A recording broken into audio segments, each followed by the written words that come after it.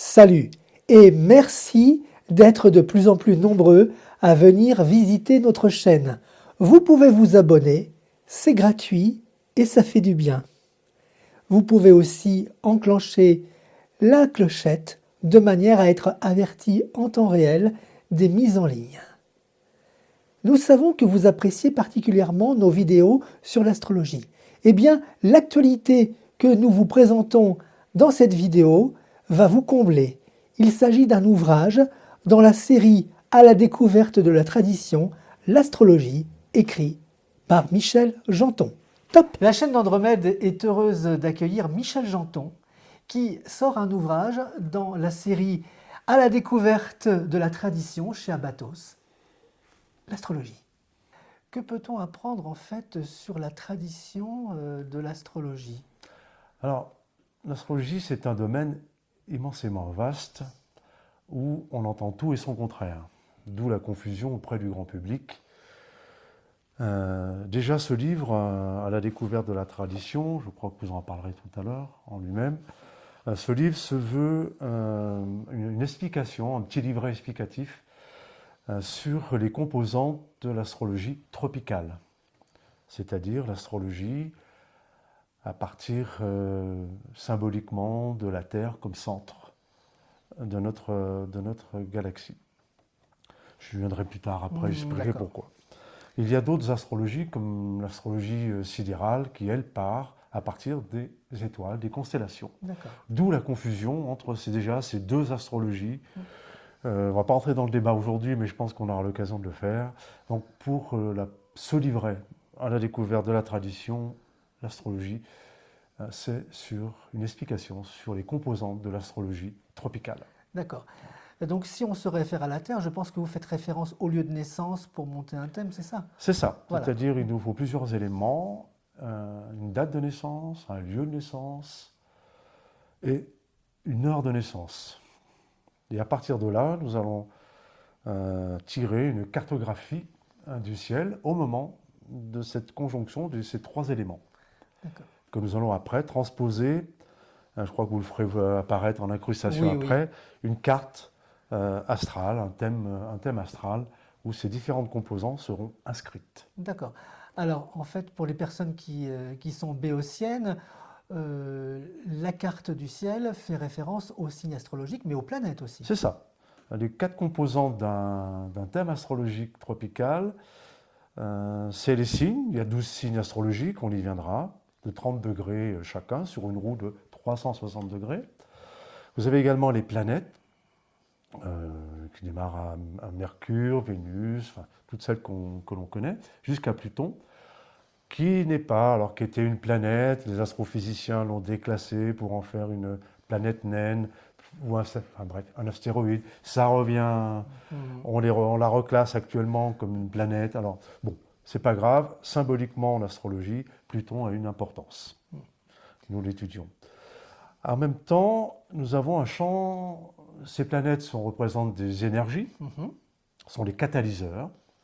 Les signes astrologiques sont des énergies potentielles. Chaque planète, dans un signe, va dynamiser un signe. Alors en fait, lorsque l'on dresse cette cartographie, on montre à la personne ses potentiels et les directions qu'elle pourrait prendre avec les conséquences et les résultats qui peuvent en découler. C'est pas suffisant. Les signes plus les planètes, c'est, je dirais, la moitié d'un thème. D'accord. Pour cela, il y a deux autres composantes plus abstraites qui sont les maisons. Oui.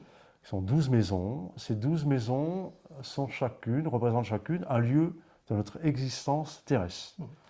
De la maison 1, on les étudiera après, nous aurons évidemment des petites séquences expliquant chacune de ces maisons. Oui, là, vous nous révélez les futurs...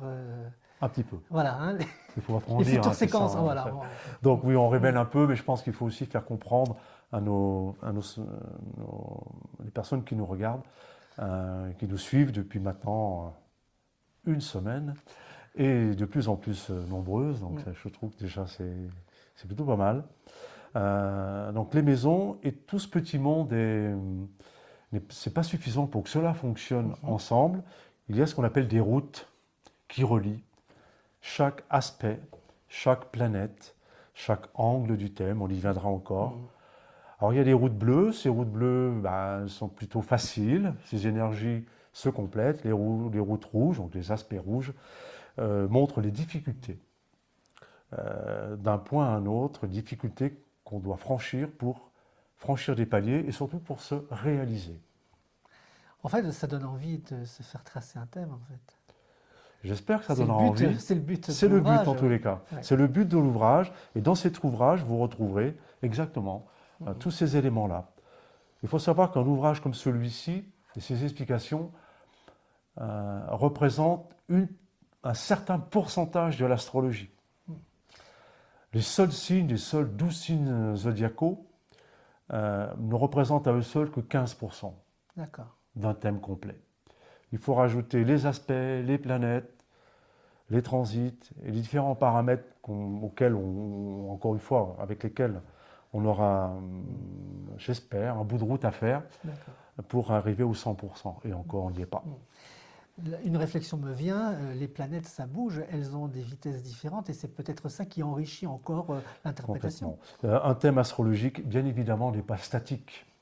Nous sommes tous en mouvement, nous nous déplaçons dans un univers d'énergie. Évidemment, les planètes bougent. Elles ne bougent pas à la même vitesse, elles n'ont pas le même cycle de rotation autour du Soleil, là. Donc, bien évidemment, tout ça sont des paramètres, des éléments, des composantes dont on tient compte dans une analyse d'un thème astral. C'est quand même complexe. Oui, c'est complexe. Oui, c'est complexe. Je pense qu'il faut un certain nombre d'années avant déjà d'intégrer tous ces paramètres-là, de bien les connaître et surtout après de les utiliser, s'en servir. Je pensais à une chose, Michel Janton. Je faisais une analogie avec le tarot. Lorsque vous lisez un thème, il y a aussi une part d'intuition et d'interprétation. Oui. Il y a bien sûr la connaissance, donc les fondamentaux. Mais évidemment, quand on a un entretien avec quelqu'un, un contact, souvent nous,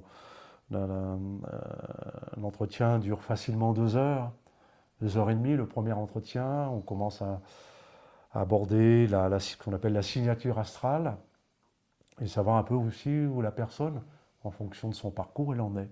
Ce qu'elle a déjà vécu ou pas vécu d'un thème.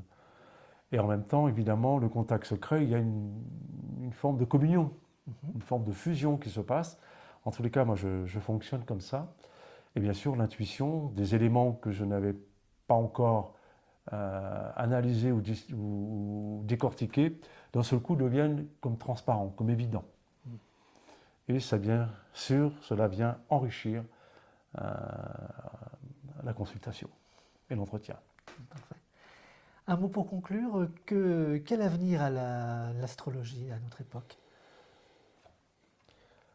Récemment, sur, je crois, des chaînes de télévision, un journal télévisé, je ne sais plus si c'est la première, deuxième, je ne regarde pas la télévision, donc vous en excuserez.